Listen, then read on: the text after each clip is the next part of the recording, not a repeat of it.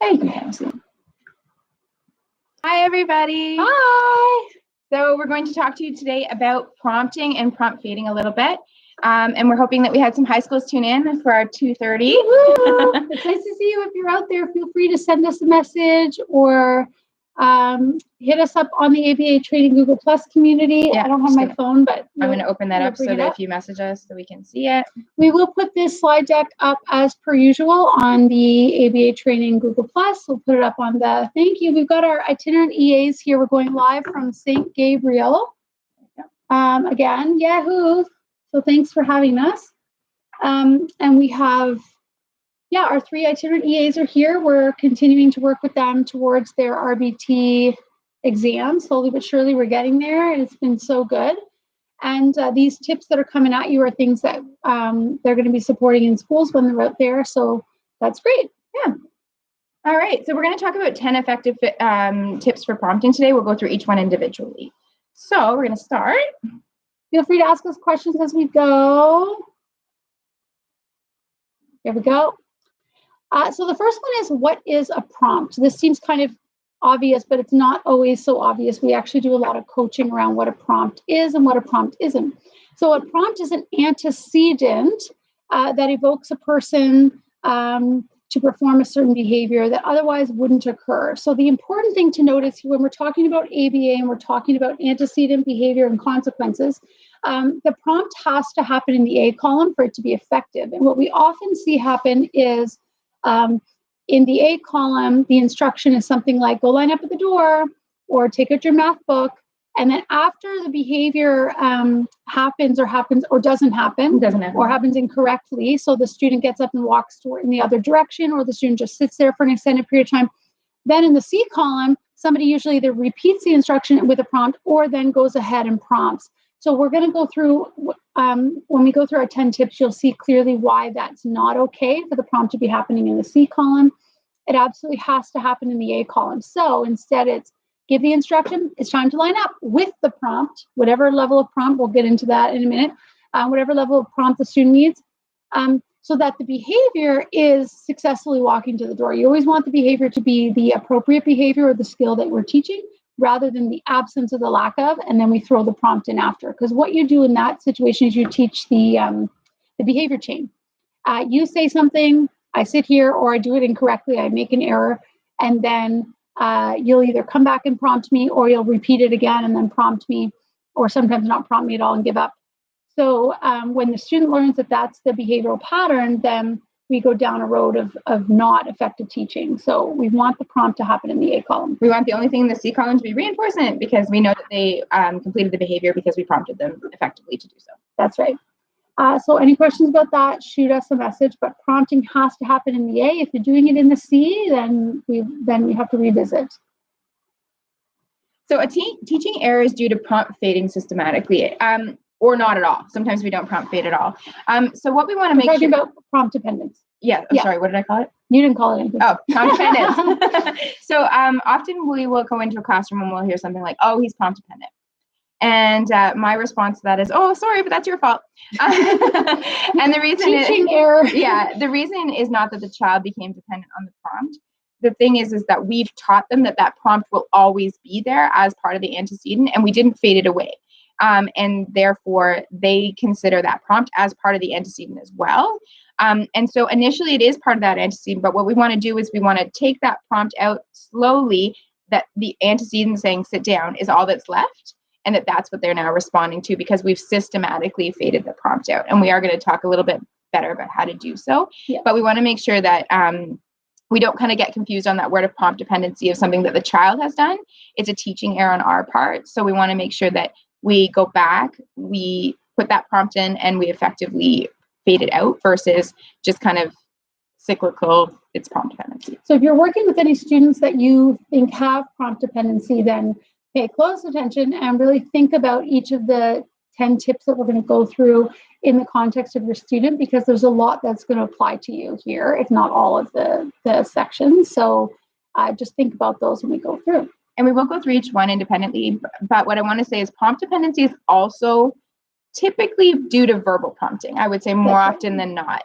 The child is less likely to become dependent on a physical or a gestural prompt than they are to become on a verbal prompt, because the differentiation between a verbal prompt and a verbal demand is very hard to determine the difference. Yeah. And I would also say here that when we say it's a teaching error, we want to prompt students because we want them to be successful. But when you throw in prompts without already ahead of time thinking about systematically how you're going to get rid of them, that's when we come into a lot of problems with prompt dependency. So you have to systematically fade them out. It can't just be we fully prompt and then we tried to not prompt them anymore or something like that. But we'll get into that more as well. Okay, so we're diving in. We talk about what's prompt dependency, and we're going to dive in. I do want to say that on the Google Plus community, we do have a video that's a long time ago now. Yeah, it's like almost 2 years ago. It's like one of the first videos, which we notice all the time in schools, the difference between giving instruction followed by lots of verbal prompting and giving instruction followed by just really effective other prompts that aren't verbal. And we showed you in that video the clear difference. So if you're interested in seeing that and reviewing that, it's probably 5 minutes or less, like a few minutes maybe. Mm-hmm. You can search in the left-hand column of the Google Plus community, prompting or prompt or verbal or something like that, and it will come up. Yeah. So you can review us kind of acting out the differences. So, okay. So the first sort of tip that we have for effective use of prompts is knowing your goal. Your goal 100% of the time when you're prompting is to fade to independence. What we don't want to happen is the goal to be the prompt being there. And sometimes we see that actually, I would say a lot, we see that where a certain prompt is put into place and that just becomes sort of the commonplace way to get the student to engage in a behavior or complete a task. And instead we want to make sure that that goal, the goal is independence, which means you have to eliminate those prompts, and you have to do so systematically. And I think the biggest thing that I would speak to on this is if your goal is independence, so independently using a visual schedule, independently going to the washroom, independently eating, independently doing a math sheet. Yes. Independently going to your next class in high school. Yes. We have to think about fading our prompts because we have to consider the fact that they may not have that one-on-one support or as much support on a different time or a different year, or on a different day when maybe someone's sick or something. So we want to make sure that we're always teaching to independence, and that includes fading at the prompt. Yeah, if you always pretend that your student isn't going to have support in 1 month, 2 months, 6 months, 1 year, then you're automatically switching your mindset to how do I make them the most independent they can possibly be, and how do I get out of there? Yeah. So if you think like that, whether or not you feel that that's going to happen, just think like that anyway, because you'll start planning and you'll start really making your student more successful with independence for sure. Mm-hmm. So know the goal is independence, or as close as you can get to it. So our next goal is errorless teaching. So what we want to do for errorless teaching is we want to, in that antecedent column, prompt them with the prompt that is needed so that they are 100% going to be correct. Why? Because we want them to be correct and then access reinforcement in that C column. If we allow for that delay and they're not correct or we use an ineffective prompt, what ends up, as Jen said earlier, is we create that behavior chain of I'm incorrect, someone corrects me, I do it again, someone corrects me, I do it again, someone corrects me, and then maybe they get the reinforcer at the end. And so their mind can't link that reinforcer to what that correct behavior was.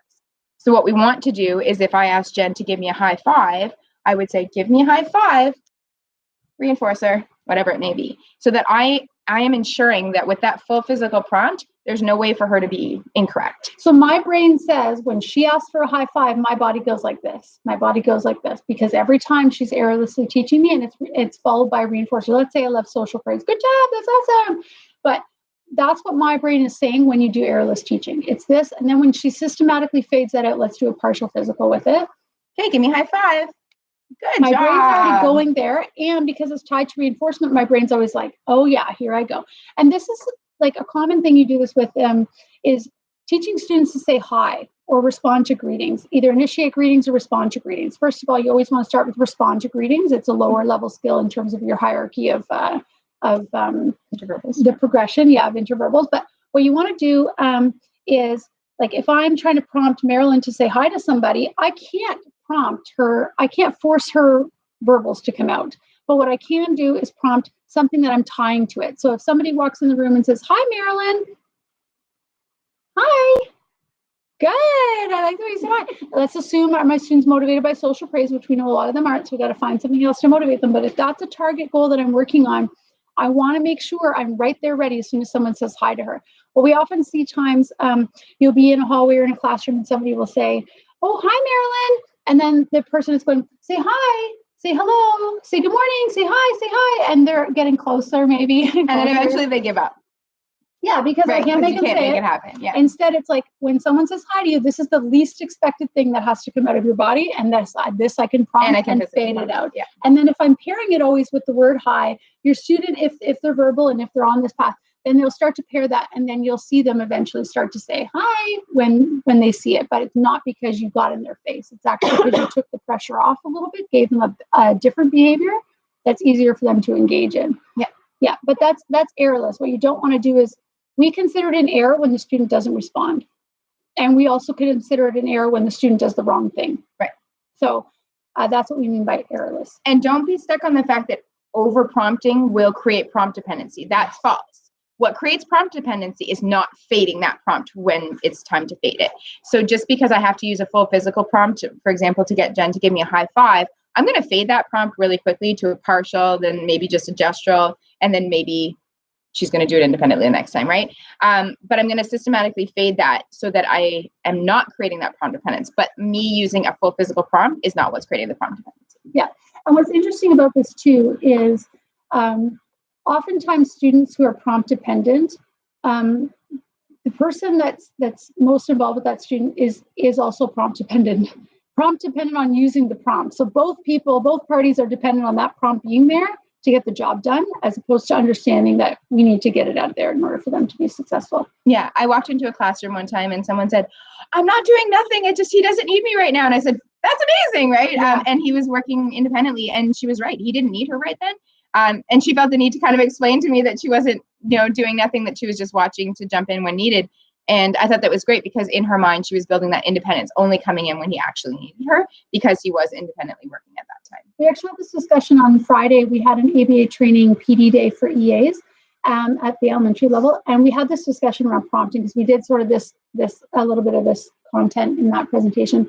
And when we got into the discussion, that was some of it. It was like, if I'm not with my student, like attached to my student, I feel like the impression is that I'm not doing anything. I'm not serving them. I'm not there enough. I'm not giving them enough support. And really just that building that awareness around, if you need to let everybody know ahead of time, hey, he's walking down the hall independently. I'm trying to fade out of his visual field. I'm trying to stay behind him. But yes, I'm very much there. I'm just trying to fade back my distance so he's not used to me walking with him all the time. If you feel the need to lay that out and make everyone transparent that that's the goal, so that you don't feel as worried about not being right beside him, okay. And of course, here that example pertains to a student that doesn't have like an elopement issue or something. This is just walking beside a student. Yeah. Okay. So number 3 is use one prompt. We love to do this activities. I do it oftentimes when I'm in schools working with EAs, and we do it during the EA PD day. So if you're a high school EA and you're still time to come out and join us tomorrow. But we do these activities where we have you prompt somebody to put their jacket on, or prompt them to go to the door, or prompt them to go up to the front of the classroom. And once you're finished the activity, we say to you, okay, how many prompts did you use? And always there's multiple prompts, right? It's like, well, I showed them the visual of go to the door and nothing happened. So then I gestured to the door, nothing happened. So then I restated my expectation, stand up, come on, stand up, let's go, verbal prompt, yeah. And eventually I had to kind of use a partial physical and guide him. And we say, okay, so what the student just learned is you say something and there's a significant delay before anything happens with my body. And that there's a lot of other things being used there that aren't connecting the instruction to the target behavior. So what we want to do is cut out all the stuff that doesn't work and use one prompt. So what I'll typically do with EAs when I'm working with them in schools is I will take data on how many prompts they use to get a certain thing accomplished. And then I pick about which prompt actually worked. And then I say to them, so just do that one. And that's usually the final prompt. It's usually the final prompt that ends up getting the student to do it. But don't use all the other prompts. If you have to just use one, it has to be the one that actually worked. So if that's a visual, for example, and you show your student line up at the door, and he gets up and goes, that's the prompt. So you shouldn't also be following him and doing a shadow prompt and continuing to use a visual and continuing to verbal. Just use the one that worked. If this works and he goes, you stay right where you are, because that's promoting independence. So you have to be able to hone in on what's working and just focus on one prompt and challenge yourselves. I would say go challenge yourself tomorrow even. Because tomorrow's the PD day. Yes. Elementary schools, go challenge yourself tomorrow. Where you might, we're cutting out. It's okay. I know. It's like if we touch too many things, the thing cuts out. So challenge yourself tomorrow and say, okay, what prompts am I using with the student? And it could be any given thing that you're doing. We're trying to manage this here. I think it's you. Is it me? Okay. Also like this. So I don't know. These weird things happen. It's not our computer. Connection. Yeah, challenge yourself is what I'm trying to say. Yeah. So tomorrow, think about one thing that you've been prompting with a student that your student's struggling with in terms of a skill acquisition target. And that could be finishing the math. It could be sitting at the table or sitting at carpet, crisscross applesauce, or whatever your target is. And think about the number of prompts. Even get a sticky out and tally them, or at least just try to think about it in your head and think about what did I do that actually was effective? And in the future, just use that. Save yourself the heartache. And not to mention, in the spirit of prompt fading, fading out one prompt is a lot easier than fading out 20. So if you are thinking right from the beginning, how am I going to fade this out? How am I going to fade out 20 is really overwhelming. Where if you're like, how am I going to fade out this one physical prompt? Well, you're just going to most to least, and then you're going to be out. It's going to be a lot easier than fading out 20. And what you end up doing when you're trying out 10 different prompts before you get the student to the finish line, is you end up doing a least to most prompting procedure, which is not effective, especially in this context. There are certain things you would do least to most with, but this is not one of them. When you want to use one prompt, use that one prompt and then fade it out, as opposed to fading in increasing levels of prompting. Oh, so the next part we want to say is probe which prompt is most effective. So what we want to do is put them in the situation. So for example, go line up. And I would try mostly. So I would try a full physical prompt. Then the next time if that was successful, then the next time I want to probe, could I do just a partial? Does he go for that? Was that successful? So then that's the level of prompting I'm at. And then if he was really successful at that, well, I might try a gestural prompt. Was that successful? Yeah. So that's the level I'm at. So you want to try to, figure that out and probe which actually was the effective one. The reason I would go most to least is because we want to make sure that we don't allow that escape in between, if there is an escape component to it. And that we make sure that no matter what we're probing, they are actually successful in this. What you would do in the probe is if you used a gesture, for example, and they weren't successful, jump right into that next most effective prompt and go from there. But then take note that, okay, the partial physical was what actually got him there. That's the prompt I'm going to use. And then you're going to take data and fade that to the next prompt. And that's what errorless teaching really is. Errorless teaching is I'm using the prompt that you need and then fading back. Think about this in the context of teaching a math lesson or a science lesson or a French lesson or whatever lesson you're teaching. When you're teaching it, say you're teaching touch math, the first thing that you're going to do is have lots of models. You're going to fully physical prompt them through it. You're going to have some choral responding. Let's do it together. 1, 2, 3, 4. All that kind of stuff. Group work. You're going to have lots of different models. You're going to have students come up and you're going to do it. The thing happened. That thing happened that we thought we were going to do. If I just touch it. Oh, see. Oh, look at that. Okay. All right. So think about all those prompts. You don't keep those prompts in. What you do systematically, and you're not maybe thinking of it in ABA terms, of course, but this is what you do naturally, is you fade out those prompts. Eventually, your student needs to move on to the next skill and become independent with touch math. So you no longer have the examples on the board and the examples in the worksheets, and you're no longer having the big priming activity ahead of time to get them used to engaging in that behavior. What you're doing now is, here you go, do the touch math, or you're finding a natural context to probe it in to see if your student can evoke the behavior without needing all the prompts. And it's funny when we think about teaching non-academic skills, it's the same thing, it's the same principle. We have to get the prompts out of there, because if you teach your student to always have the prompt of a calculator to do division, guess what? They will think, and you will start to think, they absolutely need that prompt. No. You've got to systematically teach them, starting with a lot of prompting, fade back, and really be able to teach those underlying skills. For something like long division, there's some underlying skills that have to be there that involve a lot more than using a calculator. So with our students, it's like if you want to teach them how to get dressed, or you want to teach them how to, I don't know, wash their hands. Yeah, wash their hands, or do an algebra quiz or something. There's a lot of underlying behaviors that have to be there before he can evoke that big behavior. Yeah. Anything else about probing prompts? No. Yeah. Okay. Yeah. We're good there. Okay, so number 5 is prompt from behind. We coach this all the time. I know. I was like, let's save for number 5 so we get really excited how here.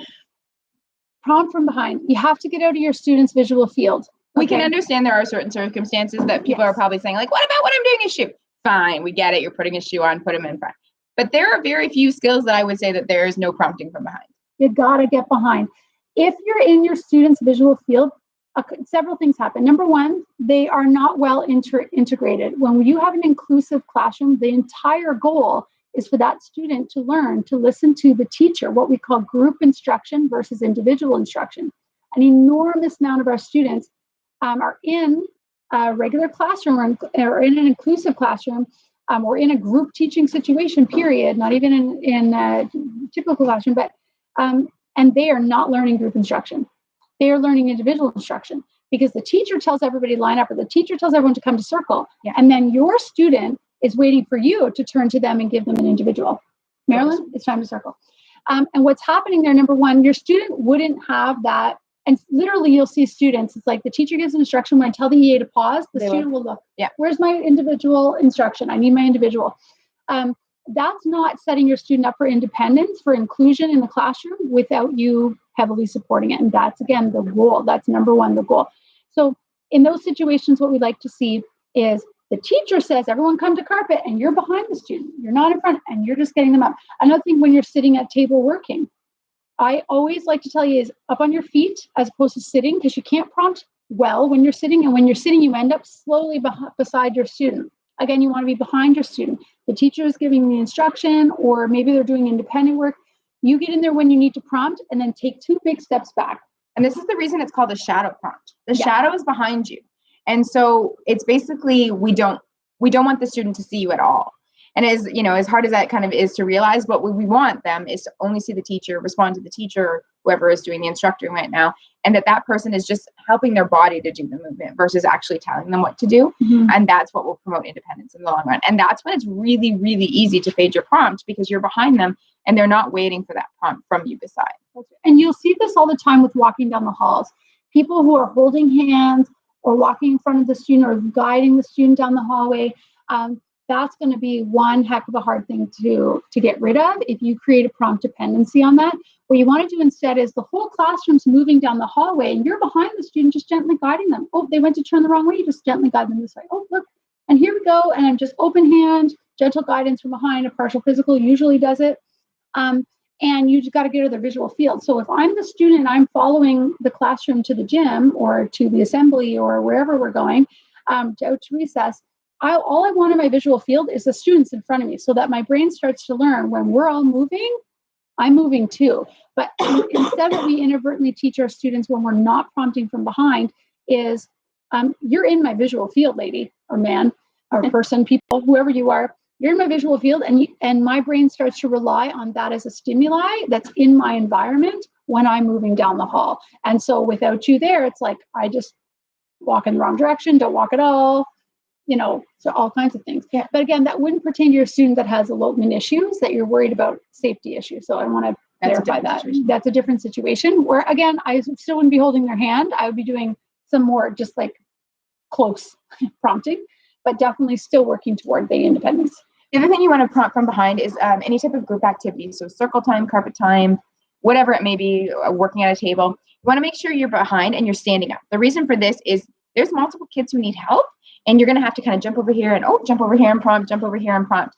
And so any instruction that comes from the teacher, you need to be right there to prompt. So if you're sitting behind them or sitting beside them, it's going to be really difficult and really slow, even if you're really quick at it, to get up and move over to this student when there's an instruction on that student. So if you're standing kind of from behind, I'm almost in this stance all the time. I'm like, who's going to need me? Who's going to need me? So that it looks like they're only instructing or they're only responding to the teacher. And then I'm just helping their bodies do so. And if you watch students, you'll see it very, very quickly. And again, challenge yourself tomorrow to pay attention to this when you're in a classroom, is when you see the student and the whether it's the teacher or the EA or the ECE step 2 feet away and the student's behavior changes, like they run away from carpet or they leave the situation or they wander away from the activity or they, we already know they're prompt dependent of having you in their visual field. If you had been prompting from behind the whole time, the student would not be reliant on you being there. And again, I have to stay at the center whether or not you're standing there. That wouldn't be a lesson you have to then teach if you were already teaching it from behind, because they're not used to seeing you there. So then you're just systematically fading your presence back. We see this all the time, though. People will say, as soon as I move or as soon as I leave the room or something like that. Oh, it's just gone. It's just gone. That's okay. Oh, something happened. Yeah, we hear this all the time, and we coach this a lot, where it's like, if that student's behavior changes because your proximity goes further, they're very used to you having you in the visual field, and that's a problem. The other thing when you're prompting from behind is they can't be sitting on your lap. Yes. I coach that a lot in kinder classes, I would say mostly, but but they can't be sitting on your lap. That's no form of a prompt other than basically physically prompting them to sit on your lap. It's not actually teaching the skill of sit on the circle with your peers, which is a socially appropriate behavior. Sitting on your lap is just a skill that they probably already have because they like to cuddle or they like to touch, right? It's not teaching them the skill of sitting on the carpet on their own. Yeah. And if you're going to have them on your lap, then you might as well have them in front of you and just dedicate yourself to them at carpet. Yeah. Versus doing that kind of thing. Because again, you're going to get a nasty prompt dependency around the only way we can get him to sit in group activities with is on someone's lap. It's like, eek, that's a hard thing to fade. Yeah, big time. Okay. This is a juicy one for you. I swear I say this all the time. So silent prompting. So very similar to being behind, we want to be silent. There is zero reason to be talking as a prompter. Because it is the most difficult one to fade out, because there's no progression from talking to not talking. You're either talking or you're not. And you're not going to start whispering because it's still talking.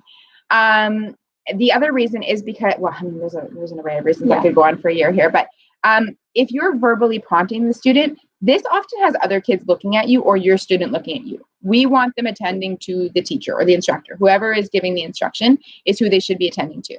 So for example, if the example Jen gave when they said, go to the door, that's a verbal prompt because the instructions already been given from the teacher. You don't need to give that additional verbal.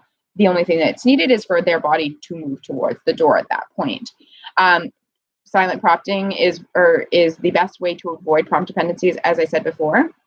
And what else am I missing? There's like so many things I can say about silent prompting. Going back to like the going to the door thing, a lot of people say, yeah, but if I give him the individual instruction, he'll do it independently. But what they don't realize is that's not an independent skill to a group instruction in a classroom. That's only an independent skill for an individual instruction. That's not the goal. The goal is independence. The goal is listening to the teacher. So, or whoever it is giving the group instruction. So if the group instruction is being delivered, it's not a step back for the student to give them a gesture and say nothing rather than giving them a verbal. But I've had to go through this a lot, I think, with some staff who feel that that's a step back. The step back is that I don't want to have to gesture. I don't want to have to give a partial physical when all I have to do is repeat it. And I understand where you're coming from there and how it feels like a step back for the student, but it's not, because the gesture is going to be faded. And again, you're not in your visual field, so you're getting out of there. And you're systematically fading that out versus the verbal good luck fading it. It's hard. We've got some prompt dependency cases right now. I know you call me really stressed about it, but we've talked it out. But it's like, once you've got a student that's prompt dependent, there's a whole lot of very specific things that need to happen to get them out of there. And then we're essentially writing a program so that they're no longer prompt dependent. So if we don't have to get them in the first place, it's a little bit easier. The other thing with verbal prompts is if there is some form of group instruction and you're speaking to your student, that's distracting for all the other students around them who may have been listening otherwise to the instructor. So for example, if they were giving directions of first, you're going to go get this, then you're going to get this, then you're going to cut it out, then you're going to put it on page 2, and you're repeating this or you're telling the student, it's very distracting for any student who's in their field. So now are they listening to you? Are they listening to the teacher? Did they now miss an instruction? Or they're turning around looking at you because you're kind of excited and they want to hear what you have to say, right? So that's another reason that verbal prompting is not effective, especially in a school, because there's already a lot of kind of commotion in the classroom. So the other students are possibly talking, the teacher's giving an instruction. We want to minimize the distractions for the student, not increase them. This happened in a kinder class I was in last year, where a student had, it was time to go up for recess at the end of the day or something. And they were trying to get everybody to get ready. And somebody walked by and said to the student, "Yep, you need to go get dressed. Like, it's time to go." And the student just sat there. And then they got distracted going off and getting other students ready. And then somebody else swooped in and was like, "Oh, sweetie." And then now starts to gesture, like, "Let's go. We got to go get ready. We got to get our stuff on." They got distracted, went to help somebody do something. And then the next person. So I said to the staff afterward, there's an EA, an EC, and a teacher. And between the three of you, you actually gave the student a total of 21 prompts. Between the gestures and the partial physicals and the verbal, we had to get your snow pants on, and then we got all that's verbal prompting. And they were all amazed, and they were not aware of all the prompts. And so it's like, if one person's giving the instruction, the other two people are just corralling all the little kinders to where they need to be. It's much less chaotic in the room, and it's much more calm. And then the students really do learn. When someone's talking, we actually probably should attend to it because it's important, and we're not just going to be given all these individual instructions 15 times in a day or whatever. So the other thing, similarly to what Jen was saying at the beginning with your ABCs, right? So your prompt is in the A. If your instruction is go put your jacket on, and the peer or the student did not respond to that, is it likely that they're going to respond after we say, go put your jacket on, go put your jacket on, go put your jacket on? They didn't respond the first time. So either they don't have the skill, or they're escape motivated and they're still not going to do it. So whether it's a won't do or can't do, you're down a rabbit hole. So all we're teaching is multiple instructions mean I don't have to do anything until you actually come over and physically prompt me. So we're going to teach them, actually, one instruction means, yes, you are going to do it. And then they're doing it. And then they're going to access reinforcement. So then this is going to be a skill that is going to increase, and it's going to become easier for them to do it. We also have students who are very aversive to demands. So if we're constantly repeating the demand, oh, get your jacket on, here's your jacket, put your jacket on. Okay, now put your hat on, put your hat on. And they're already aversive to the amount of demands that they're receiving in a day. That can be up to 30 in a 5-minute period or more. I think I've taken data on more than that. So think about if they are escape motivated from each and every demand, and we're repeating our demands, 40 times in a dressing, you're going to be engaged in problem behavior pretty quickly. And so in order to try to avoid that, we're just going to prompt them so that they are successful, and then they access their reinforcement, and there was no need to repeat that demand. And this is why when you do applied behavior analysis, it's a marked and seriously huge departure from the way we typically do education. Okay, when we're dealing with the neurotypical brain, we talk. When I'm dealing with my own children at home, when I'm, my 3-year-old, when like a year ago, I'm trying to think when I was teaching her how to put her shoes on. It's like, open the Velcro. Good job, sweetheart. Pull out the tongue. Yeah, this is called a tongue. Should we not, blah, blah, blah, and it's silly, and there's lots of engagement, and there's lots of learning, and I'm taking advantage of all these learning opportunities. We might be talking about the color of the shoe, and like how mommy has big feet and you have little feet. That's how we talk to neurotypical students, because they're socially motivated. They can handle lots and lots of lessons being taught all at the same time. And they learn by exposure. They learn by exposure. They learn through modeling. When we're dealing with a student with autism, that is not usually the profile of our student whatsoever. And I would say a lot of other learning disabilities are the same way. When we get into all these comorbidities, it's like same thing. It needs to be, put your shoe on until the shoe's on. That's your shoe on. So that the student's brain, the ABCs, is hearing the instructions, put my shoe on. The behavior is mommy or teacher or EC or somebody puts my arms through the process and then gives me reinforcement. Again, it doesn't have to be social praise, because again, most of our students with autism, that's not their form of reinforcement, but it might be, that's awesome, we can go outside. If they love going outside, that's the reinforcement. Just get them out there real quick, But that's kind of, I think, the biggest thing that people are shocked about when we say, stop talking, because we're dealing with a population of students that are not learning the way our neurotypical kids are learning. And all that talking becomes, number one, aversive, because they don't comprehend half of what it is. And two, there's too many lessons being taught at once. And what applied behavior analysis really focuses on, and what we're really, really good at, is breaking a skill down to one thing. Is the skill you're teaching for her to put on her shoe? If so, give her the instruction, full physical prompt or partial, whatever prompt she needs that you've already probed and assessed. That's the prompt she needs. Get her done and reinforce her. Yeah. And once that continues to happen, you fade out the prompts, then it's like, okay, now what's the next lesson? Okay, the next lesson could be we're teaching colors. Okay, let's talk about the color of your shoe. But again, we're not going to do that at the same time we're teaching the skill of putting it on, because there's too many lessons being taught. And when we break it down in the research of how our students best learn, that's why AB, we're going to toot our own horn, but that's why AB is the number one most effective way to educate our students with autism, because we're not trying to teach them the way neurotypical kids learn. We're trying to teach them the way that they need to learn, the way the research shows they have to learn. So I do understand silent prompting is a bit of a shock. This came up at the EA session. People were like, what? Are you kidding? It's a learning opportunity. Why wouldn't I talk? Why wouldn't I expose them to more language and, more aspects of what they could be learning? But we have to understand the way that our students are learning most. That's not what they're learning right now. Yeah, not it. Yeah. And this will be reinforcing for you as well. I mean, even myself, sometimes I'm sitting on the couch and I'm like, go put your shoes on to my kids. And I'm like typing or checking something on my phone. I'm like, go put your shoes on. And I still hear pitter patter, pitter patter, pitter patter. It's not often until sometimes I get up and I'm like, put your shoes on, that's actually going to happen. So it's reinforcing for me to know that when I get up and actually follow through with something with a physical or a gestural prompt, that it's more likely to happen anyways than when I continuously repeat my demand and they run around in circles. And that's the issue with using one prompt, right? We do the same thing in our house. Like, girls, it's dinner, come downstairs. I know they're not coming downstairs. Number one, I'm competing with the top reinforcer of LOL dolls. All you parents out there, they're in LOL land with me. I'm competing with the reinforcer. It's not, their learning history is that oftentimes people say that a few times before anybody ever comes up to get us. So I already am setting them up for tons of error-filled learning. Lots of error learning? I don't know. I don't know what the opposite of errorless is, but error learn? I don't know. Anyway, teachers, write to us to help us. But if I want to learn errorless learning and increase my children coming when I say it's dinner time, what I need to do is physically go up there and say, guys, it's supper time. Let's go. Give them the little gesture. They know I mean business. Let's go. Okay, good. Awesome. Thank you for listening. You guys are doing great. My kids are neurotypical. They're into social reinforcement. So I tie that in there at the right time. Once I do that for a few days in a row, I'm going to be able to fade my prompts. I only go halfway up the stairs. Hey, girls, they see me. The stimulus in their brain that's evoking the behavior of coming down is mommy's on her way up. And it's not in a negative way. It's just I paired the stimulus of mommy here means I got to go.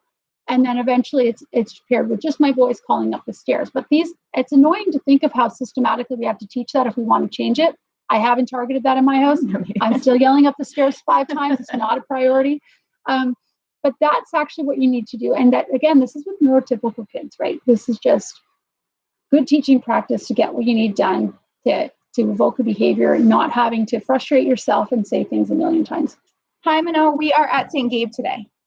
I'm just answering questions. Woo-hoo. We're here with our awesome RBTs, and we're RBT candidates, I should say. They haven't written their exam yet, but they're close. Yeah, our IEAs, and we have been really working hard with them this week. And some of this is about the prompting and the coaching around, prompting and stuff. So that's good. Are we ready for the next one? Yeah. Okay, number 7, one prompter. This goes back to my kinder example when the little girl was there and there's 3 different people total that were trying to prompt her a total of 21 different times. The advice I was giving in that moment was it would be helpful knowing, and they were identifying, she's always like this. She's always sort of the last one to trickle over. And so knowing that this is her behavioral history, let's get in and prevent it. So we know that at home time, before anybody says it's home time or right before the bell rings or whatever it is that the stimulus is that's letting her know that it's home time, right before that, we've got to have someone designated. So let's see, it's me. I'm the teacher, and it's like whenever the EC says, okay, guys, come over, then it's going to be me, and we're designating that for the week or for a few days or whatever it is, that every time that's saying, I'm the one that's responsible for prompting her. And again, I'm going to use one prompt, and it's not going to be a verbal. It's going to be maybe this, or maybe my prompt is starting to help her clean it up. Right, I've done that a lot of times. Again, different, dealing with a neurotypical kid that can learn from modeling. It's like I just start cleaning up, and she's like, "Okay, fine," and she starts cleaning it up. And then it might be a little gesture, and off she goes. So and you just have to consistently do that for a while to change her brain from saying, "I'm just going to keep playing I'm going to get another probably 2 or 3 minutes out of this by the time they get back over to me to give me more prompts." But having one prompter is so easy and so consistent.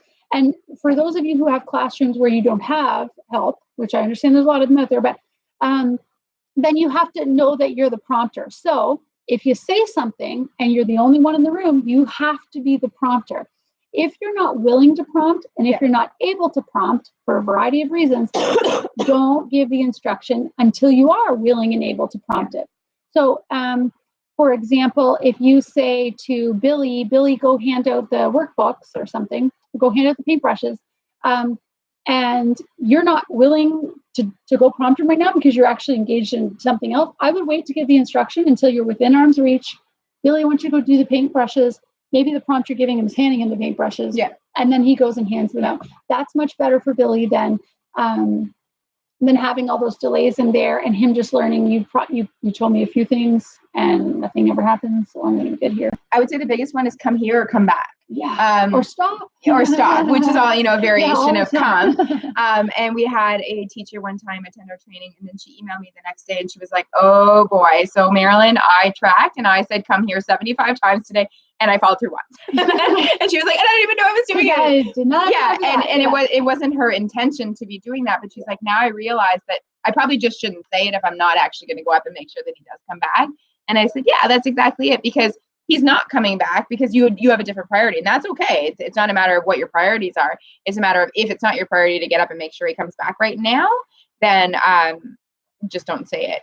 And the other thing is teamwork in this. So if you do have someone who's available to prompt an EA or someone else who's in the classroom, grade 6 student, whatever it might be, that you kind of are like, okay, come here, and they already know that you're about to say it, so they're going to prompt them back if you are doing a lesson or an instruction right now, because that's where that teamwork comes in, kind of being able to give each other a cue, like I'm about to say come here, and you know that you're going to prompt him now. And just being aware that you're saying, because oftentimes it's like you said come here 13 times. No, I didn't. I'm sure I didn't. Oh, yes, you did. Yeah. I take data. Take data on yourself, because sometimes it's just easier to see it. You're like, oh boy. Yeah. And this is really come here is a skill that's lacking with my kids with dinner. Like, kids, supper, really what I'm saying is it's the skill of come here. Yeah. And again, I'm not going to pick the battle. It's fine. But again, with our students with autism specifically, or a lot of our students with learning needs, they're just simply learning that when you say that, you don't mean it. And I'm never going to do things if it doesn't. And if it's a won't do, then prompting is going to fix this. If it's a can't do and they don't understand the skill of come here, email us. We're happy to help, kind of guide you through on how to teach that. But there's a program to teach come here, and it doesn't involve like telling them to come and giving them a demand. It is a systematic way to teach that, and it's different from our typical learners. So shoot us an email and we'll help you with that. But one prompter and figure out who that person's going to be. It's not always as obvious as it sounds. In a classroom where there's a teacher and an EA, sometimes they both end up doing a lot of prompting. Or they both think each other are doing it. And then the kid never gets prompted. Okay, so prompt within 3 seconds. Unless for some reason they have some sort of processing delay that they've been told to wait a little bit longer, which is the case sometimes. But typically it's not a processing delay. It's just a matter of, I'm going to wait here until you go ahead and prompt me, because 5 seconds of not doing it is better than no seconds, right? So we want to make sure that we prompt within 3 seconds so that we ensure they're successful. Also, within 3 seconds, we can tell whether their body has started to move in that direction, or we can we can prompt them to block any incorrect response. So for example, here's my phone. If Jen had said, touch your phone, and I'm going like this, within 3 seconds, she can already either get me to do it or block me if I was going to touch this instead, and make sure that I have the right response. We want to make sure that they haven't erred. So that's why within 3 seconds. It's like when you say, trace your name, and I work with this a lot of assessment teams, and what typically happens is write your name. The student sucks on the marker or draws on the desk or does something else because the prompt wasn't fast enough. So what the student is learning is that very faulty behavior chain of, you say trace my name, I suck on the marker, you come in and prompt me. Again, you're prompting me in the C column after the problem behavior, and your student will never, ever, ever learn. In fact, they're going to create a behavior chain where color or drawing is every time I open a marker, I suck on it every single time. And they don't do that because they have autism. They don't do that because they have a global developmental delay. They do that because their learned history is that's what they do when they open a marker. So to change the learning history is draw on the paper, color, trace the thing, and you physically prompt within 3 seconds, right? To avoid the error. So if your student already, you're thinking 1 Mississippi, 2 Mississippi, they've got the lid off, 3 Mississippi, and they're doing it great, I didn't have to get in. If it's one Mississippi, whoop, down on the page. Oh, I love the way you're coloring. You're doing so great. Oh, okay. That's what you've got to be doing in those situations to stop that behavior chain from happening. Because then we go into that reactive, right? What do I do when he sucks on the marker? Don't allow him to suck on the marker. Prompt before he does. Yeah. So Jen and I will very rarely answer that question of what do we do when he does that? I'm going to say, well, you're going to prompt him that he does. Because we don't want to think reactively. We don't want to be that what do we do when? We want to be that how do we make sure that doesn't happen? That's your best way to avoid problem behavior. And if you watch our Manning videos, for those of you trying to evoke more language in your learners, if you watch our Manning videos, it's the same process. If I have the phone and I know that my learner wants it because I'm teaching to the reach or she's doing something like this, she's already erroring. Her brain is saying, I want that. I'm going to error, so keep erroring. And then I'm going to go, oh, phone. Oh, phone. I've allowed an error. That's not errorless teaching. And my student's going to go, if I do this enough, somebody will figure out what I'm supposed to do next and tell me and then give me access to my reinforcer. We don't want that. We want it to be as soon as you reach, phone. Good. So it's my prompt is coming in the A column and it's within 3 seconds. Well, in this situation, it's not within 3 seconds because I'm trying to prevent the hit. But I want to reset your brain to when I want that, phone is what I say. When I want that, phone is what I say. Right. And I'm always getting reinforced because phone is what I get. Versus the problem behavior, like we were dealing with a little guy today who was so adorable, and he would kind of make a little bit of a vocalization when he wanted something, and we were talking about how that's an error, right? He's vocalizing because he knows typically after I start vocalizing, somebody comes in and figures out what I need or gives me a word. That is not manding. Manding, when taught properly, is you got to give them the word ahead of time. And again, this is not the same as neurotypical learners. Neurotypical kids who go like this, you say, oh, sweetie, you don't have to hit mommy. You can just ask me for whatever, a turn with the, whatever it is, a turn with the toy. Like you can talk about that and do that. And your neurotypical kid's going to go, oh, okay, because they're able to transfer that information to the future, or what we call generalization. They're able to take that information and apply it to a different situation that might happen later, but our kids are not good generalizers. That's not happening naturally for them. So waiting or taking opportunities for them to struggle, and that's the thing, neurotypical learners learn a lot through struggle. My kids, when they learn to turn on the shoes, they can stick them on backwards and they can cram their foot in, they can put them on backwards. Like they're motivated, number one, by completion of the task. Yeah. They're motivated by the social reinforcement, and they're motivated by the pride of I did it by myself. And they learn through that mistake. Oh, it didn't go in that foot, right? Okay, so I'll change it to here. Oh, I gotta try it this way.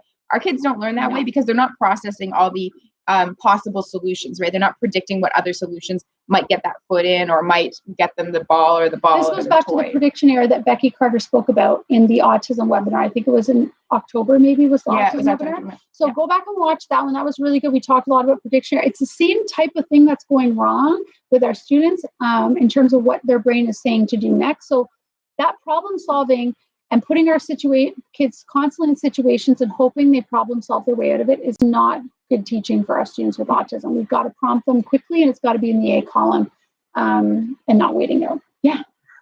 Okay, so be consistent is next. So whatever prompt that you have probed to make sure that is the prompt that you're going to use. So say it's a gestural prompt right now. That's the one that everybody has to be using. So it can be as simple as, hey, I was prompting Jen. Gestural works for lineup. Okay. Everyone got that? Gestural for Jen? Okay, cool. It can be that simple, but we just need to make sure. I mean, if there's a behavior plan, it'll be clearly written out, but we want to make sure that whoever is prompting them for these skills is all doing it the same way so that one person doesn't systematically fade to no prompt at all. One person is still up at physical prompting, another person's down at gestural prompting.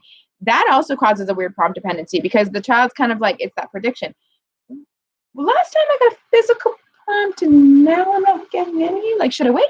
Sometimes I'm under-prompted, sometimes I'm over-prompted, and sometimes I'm just right. It's like three little bits. Yeah.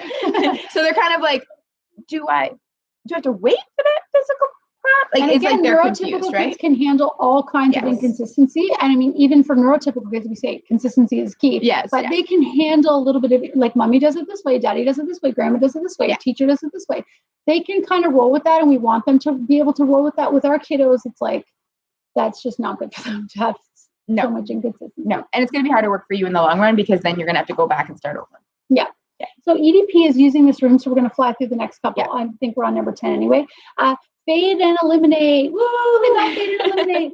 We used to just say fade your prompt, but when Jamie Wendell came from PEX, who was the BCBA that does a lot of the picture exchange communication training, when she came, she was really harping on fade and eliminate. And I was like, yes, I love that. So we've really been like honing that in. It's not a matter of only prompt or only fading the prompt to a lesser of a prompt. We just want it gone. We have to get it gone. Yeah. And here's the thing.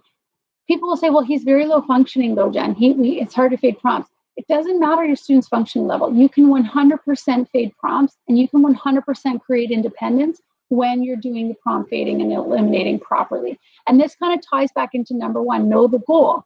If you know the goal is independence, and you know your goal is to get out of there, and you're planning for that at all times and not staying on one prompt for too long, then you are naturally going to say, okay, what's the next step, fade? What's the next step, fade? How do we get it? Like, if that's the thought process, then you're going to get there. Yeah, sorry, I didn't mean to cut you off. If you are not able to fade that prompt and the student is not able to do the skill, there's a couple problems. One is that you may be prompting or fading a little bit too soon. Yes. Like they might not have that skill mastered yet.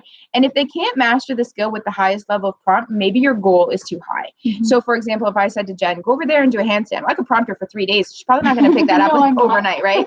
But if I started with the progression of first put your hands on the carpet and then, kick your foot up, or I'm not really sure what the progression is to teach them a handstand, but there is a progression, I'm sure, because, gymnastics teachers are able to do this. But there would be a progression. So what I would get is the independence on each step versus the independence of the entire thing. Does that make sense? So it's a matter of, I'm not just going to be able to fully prompt her to do a handstand and walk away, but I can physically prompt her to get her hands on the floor, and that part's independent. Now, next, we're going to work on get your hands on the floor and kick 1 foot up. Now that's independent. Now I'm going to work on get your hands up and kick 2 feet up. That's probably pretty close how they do it, by the way. Sounds great. Yeah, I'm sure there's a wall or something involved. They had some prompts on the wall. But, and think about this when you're teaching reading. Like, I don't know the progression of skill when it comes to reading outside of what the very early reading, like identification of letters and common words are. But I know that you fade the prompts. You fade the visuals in the book. You fade the size of the words. The stimulus prompts of like highlighting words, right? Or the fact that when they all start to rhyme, like that's what we would call a stimulus prompt. Yeah. So you start to fade and eliminate those things, because if they're there forever, then again, your learner is not going to learn to read. But the other thing you don't do is give a child a book that's like a grade 12 level book and say, here, read this. That's right. You start with sight words, right? So think about your skill. If your prompts are not able to be completely faded, then maybe it's that the skill is too high and that you need to start like working on individual steps to get to that still, and getting those independent and then getting to the further step. Yeah. Yeah. And the ABLES does help you with that, the assessment of basic language and learning. So if you've got a learner with an ABLES, that can really help you because it breaks down the progression for you. All right, so join our ABA Google Plus community. Come to some of our training. Our training is all listed up on the Google Plus community because I'm not really sure when all the dates are. Mm-hmm. But we have lots of videos from everything from ABC to prompting to we love to make videos. So go ahead and send us an email and say, Marilyn, Jen, make us a video on this. And we're going to be like, okay. And look at the prompting video, because I feel like there's one or maybe even two of them. There's two. Yeah. We did the first one for sitting and doing blocks. And the second one was for lining up. Yes. Yes. And so it looks a little funny that it's Jen and I doing it, but you will understand this. You'll see the marked difference between prompting with all the verbals and all the different types and prompting with just a physical, which is what we happen to choose, because it's clean. It looks very clean and it looks very discreet versus kind of. And you can understand from the learner's perspective what the huge difference is from what I'm hearing and experiencing. Yeah, absolutely. So if you have any questions on prompting, please feel free to shoot us an email or comment on the video below on the Google Plus. We're happy to respond, and we will post the slides and we will post the video in a couple minutes. EDP is coming in. We're being prompted to get out with stimulus prompts of people standing around. Yeah, we're good. Okay, thank you so much for watching. Bye. Right in the comment section, we'll post it on the Google Plus. Yeah, for sure. Okay.